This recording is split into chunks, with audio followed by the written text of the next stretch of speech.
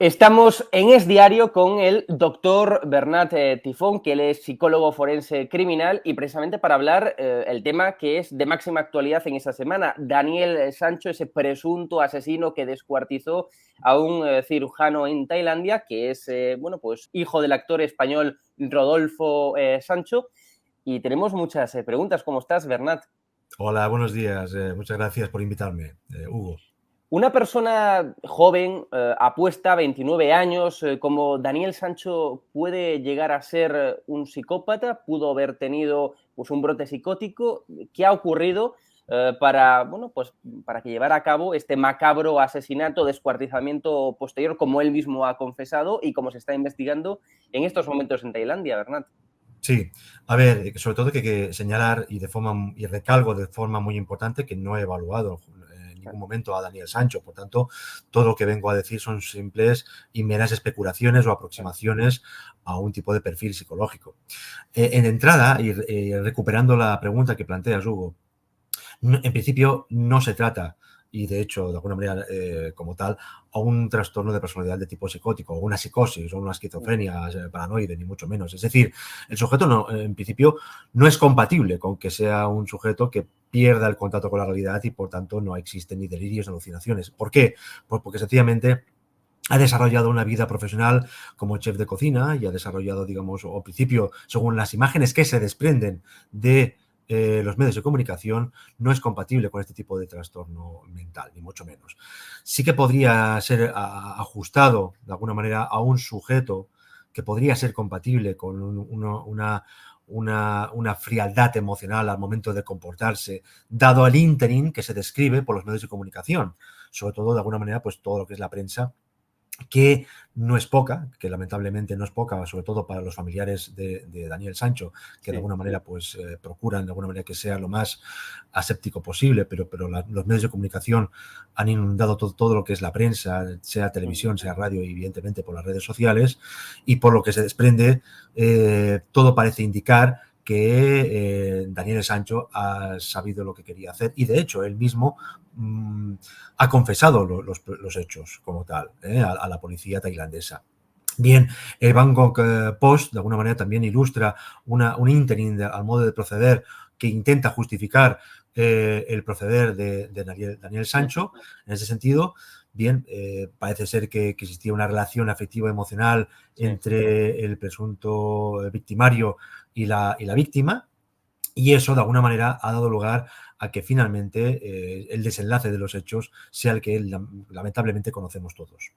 Em, Siguiendo con la argumentación, supuestamente estaba en una jaula de cristal, como textualmente dijo Daniel Sancho a la policía tailandesa, pero aún estando en una jaula de cristal, aún estando sometidos a amenazas, pongamos, se está investigando, pero pongamos por hipótesis, sometidos a amenazas, pues en esa jaula de cristal obligándole a hacer cosas que él jamás hubiera hecho, como él también mismo testificó a la policía tailandesa. Eso puede llevar a que en un momento dado pues una persona desarrolle, pues el aumento de la, yo que sé, de la adrenalina o de lo que sea, pues puede llevar a cabo un macabro asesinato, o esta premeditación que también parece que existe en este caso, pues nos hace hablar de algo más, ¿no? De que tiene una, algo psicológicamente hablando que arroja frialdad. A ver, vamos a ver, hay varios temas que muy Sí, bien has apuntalado, Hugo. Existe a menos, tal como indican los medios de comunicación, una premeditación. Es decir, que sí. se ha ido a un supermercado, ha hecho la compra justamente de utensilios, de instrumentos que de alguna manera, en Sí. principio, han sido de uso para poder perpetrar lo que es el crimen, el presunto crimen, en ese sentido. Y luego existe la versión que refiere él relacionada con cuál es el motivo, de alguna manera, que subyace de forma latente o de forma enmascarada, que ha dado lugar justamente a la perpetración de este tipo de conducta ilícita o criminológica o delitógena, decirlo como se quiera, ¿no? Por tanto, es un cóctel de varias circunstancias y situaciones. Solo él y evidentemente ambos, ahora lo que pasa es que solamente él, dado que la víctima Claro. evidentemente está fallecida, solamente puede dar a explicarlo justamente la versión de lo que realmente ha pasado. Y de hecho, de alguna manera, tal como bien dices, ¿no? Es decir, tal desde el punto de vista o desde la base de las mismas propias palabras de él mismo, que viene a decir y a referir que estaba, digamos, en una jaula encerrado en, digamos, en una relación posiblemente tóxica, viciada entre lo que es él y la propia víctima, en la que pues se conocieron por internet, por este caso por Instagram, mantuvieron una relación afectiva emocional que luego quisieron llevar o emprender un negocio por ellos de forma de sociedad. Sí. Que luego no se llevó a cabo y que luego finalmente parece ser que él venía a referir que él le gustan las mujeres y no tiene tendencia homosexual. Bueno, hay un cúmulo de cosas que en todo caso la policía y en todo caso la judicatura la tailandesa tiene que acabar de descubrir cuáles los motivos intrínsecos que subyace realmente a la perpetración de este crimen, ¿no? El quién, qué, cómo, cuándo, dónde y por qué. Lo que está claro, al menos por el ínterin de lo que ha venido a acontecerse, y repito y reitero, desde la base de los medios de comunicación, Claro. todo parece indicar que ha existido una relación afectiva emocional, evidentemente, entre el victimario y la víctima, ¿de acuerdo? El presunto victimario y la víctima, y eso ha dado lugar justamente de que posiblemente, tal como bien dices, Hugo, que dada la presión que haya podido, de alguna manera, pues, sufrir el victimario, en este caso, pues ha existido un intercambio de, digamos, de papeles, por así decir. Lo que inicialmente, posiblemente él, como figura de víctima, se ha visto presionado, dado a la conducta de la víctima, digamos, víctima física, ahora física, me refiero, pues evidentemente ha podido dar lugar que el cambio de papeles de que Sancho, el señor Sancho, pues de alguna manera, pues haya perpetrado o adoptado el rol, por tanto, de victimario y finalmente perpetrar la conducta ilícita.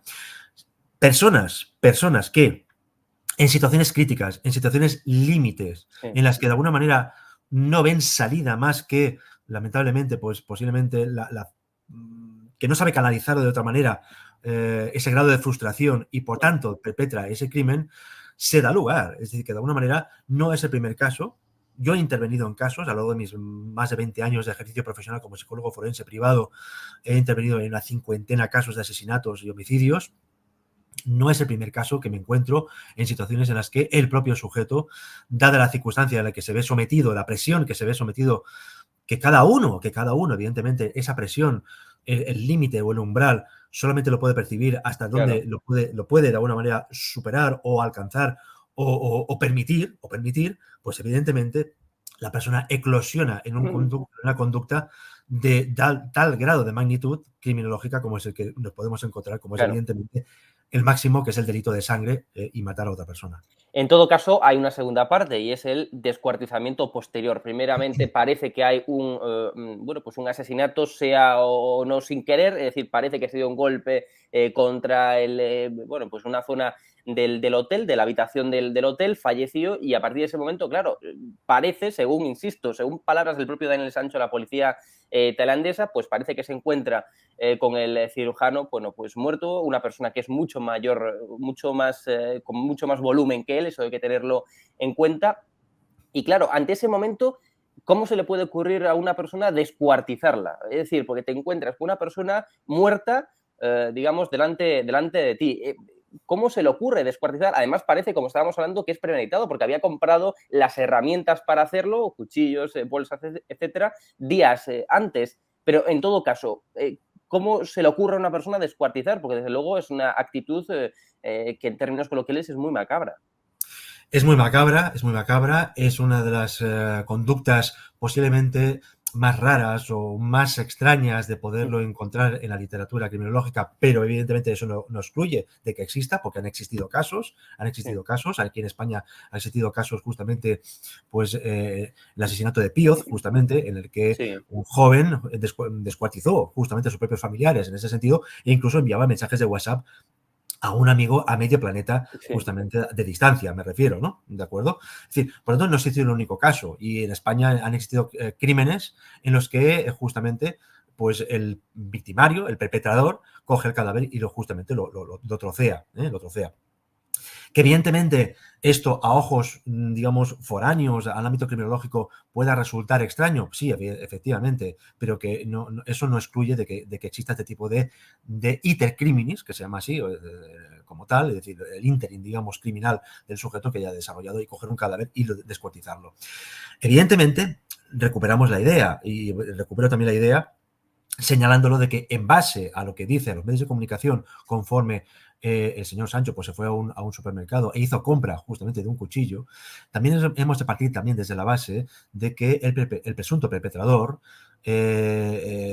trabajaba como chef de cocina. Claro. Por tanto, en principio, el uso en el manejo, el saber manejar justamente este tipo de instrumento, de alguna manera es en principio conocedor y por tanto, evidentemente, es diestro en este uso, digamos, del arma blanca, ¿no? de los cuchillos de cocina.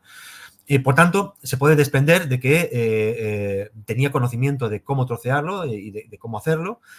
Posiblemente, de alguna manera, pues llevado o promovido por la desesperanza, ¿no? De cómo de alguna manera no solamente descuartizar el cadáver, sino de cómo hacerlo desaparecer, porque de alguna manera Claro. la policía tailandesa solamente ha podido descubrir trozos, partes Claro. del cuerpo de la víctima y otras partes de la víctima en principio están en el fondo del mar Sí. de Tailandia, porque de alguna manera, pues aquí de alguna manera pues los ha distribuido los trozos, pues eso de alguna manera ha dado lugar a que, bueno, pues la recomposición de lo que es evidentemente el cadáver va a ser muy difícil, Claro. dado que parte del cuerpo pues ya está evidentemente perdida, ¿no?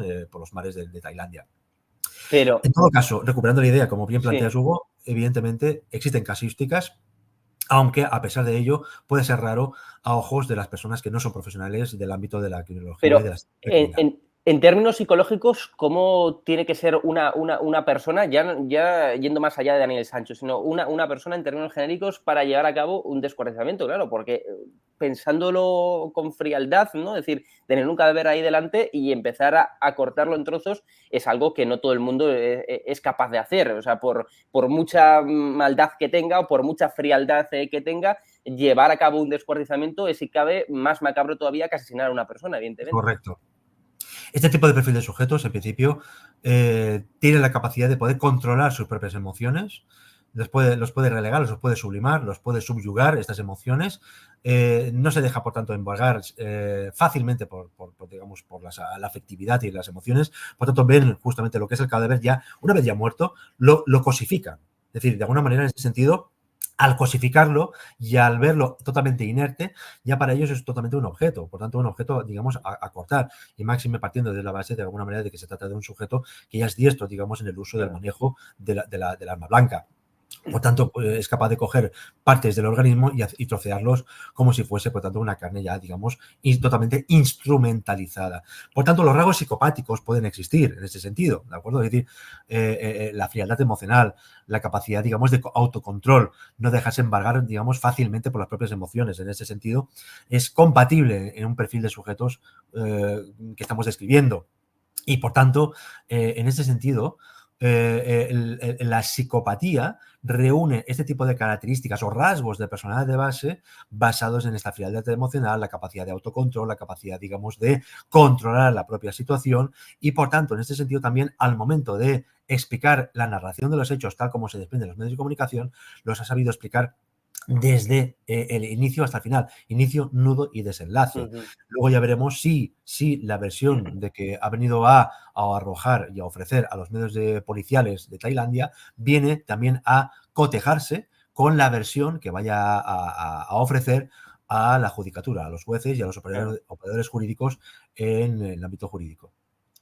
Con lo cual, teniendo en cuenta que con todo, bueno, pues con todo el cuidado del mundo, al no haber hecho un análisis psicológico a Daniel Sancho, se puede decir que tiene al menos ciertos rasgos que pueden hacernos pensar que sean rasgos psicopáticos. En todo caso, la psicopatía viene de fábrica en una persona, se va, digamos, desarrollando a lo largo del tiempo, surge a determinada edad.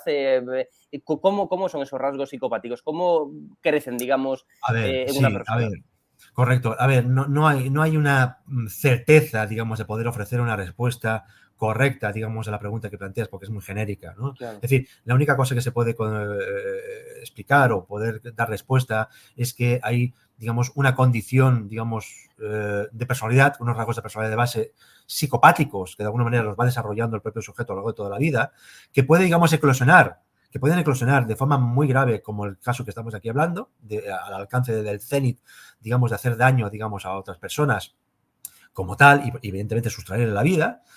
Hay un condicionante, digamos, de tipo ambiental que puede influenciar en el desarrollo, digamos, de una conducta psicopática.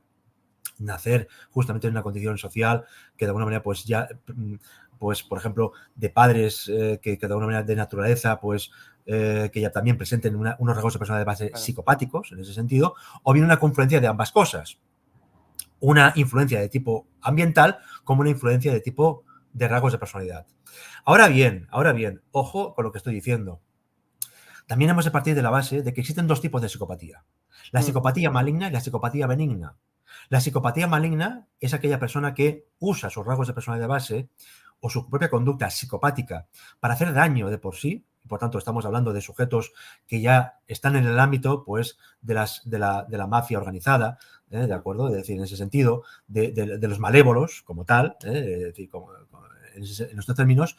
Pero también existe la psicopatía benigna, que se trata de profesionales del ámbito, por ejemplo, policial, militar, que presentan rasgos de personalidad de base con frialdad emocional suficiente como para poder estar a la altura de llevar a cargo sus funciones policiales o militares. ¿De acuerdo? Es decir, no todo el mundo es, digamos, apto para ser militar, ni todo el mundo es apto para ser policía.